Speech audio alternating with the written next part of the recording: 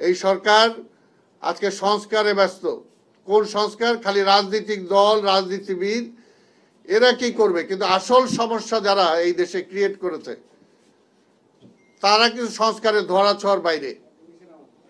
সেই সেক্টরটাকে নিয়ে তারা চিন্তাই করে না। তার মধ্যে এলো একটা প্রশাসন, যেটা সর্বপ্রথম ধরা উচিত ছিল, কিন্তু তারাই তো রাজনীতিবিদদের সংস্কার করে, আবার রাজনীতিবিদদের তারাই চালায়, আবার রাজনীতিবিদদেরকে তারাই স্বৈরাচার বানায়, কিন্তু সেইকে ফ্যাসিস্ট তারাই বানায়। আজকে সেইখানে কিন্তু কোনো সংস্কারের কোনো পদক্ষেপ নেওয়া হয় নাই। প্রিপেইড মিটার সংযোগ বন্ধ করতে হবে। আসলে এই প্রিপেইড মিটার আসার পরে জনগণের অবস্থা একেবারে নাজেহাল।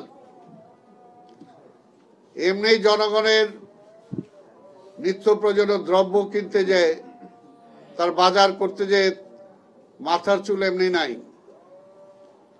তার মধ্যে বিদ্যুতের সমস্যা, এবং এটা একটা নেসেসিটি যে বিদ্যুৎ ছাড়া থাকা যায় না।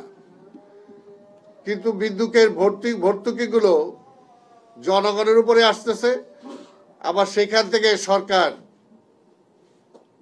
তুগলকি কাণ্ডর মতো সেখান থেকে টাকা নিয়ে যাচ্ছে। বিদ্যুৎ ব্যবহার না করলেও, উৎপাদন না হলেও তাদেরকে বসে বসে টাকা দিতে হচ্ছে। সেই বিষয়গুলো কিন্তু ফ্যাসিবাদের আমলে বারবার আমরা বলেছি, কিন্তু কোনো সুরা হয় নাই।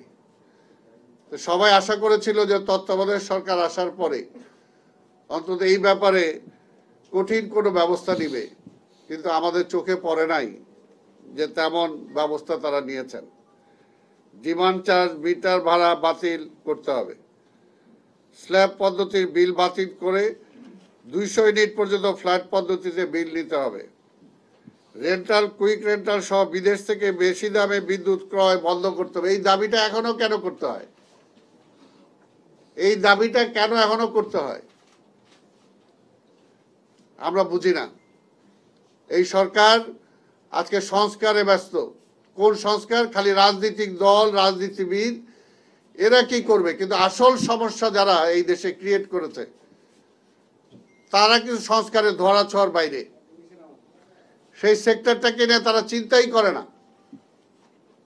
তার মধ্যে এলো একটা প্রশাসন, যেটা সর্বপ্রথম ধরা উচিত ছিল, কিন্তু তারাই তো রাজনীতিবিদদের সংস্কার করে, আবার রাজনীতিবিদদের তারাই চালায়, আবার রাজনীতিবিদদেরকে তারাই স্বৈরাচার বানায়, কিন্তু সেইকে ফ্যাসিস্ট তারাই বানায়।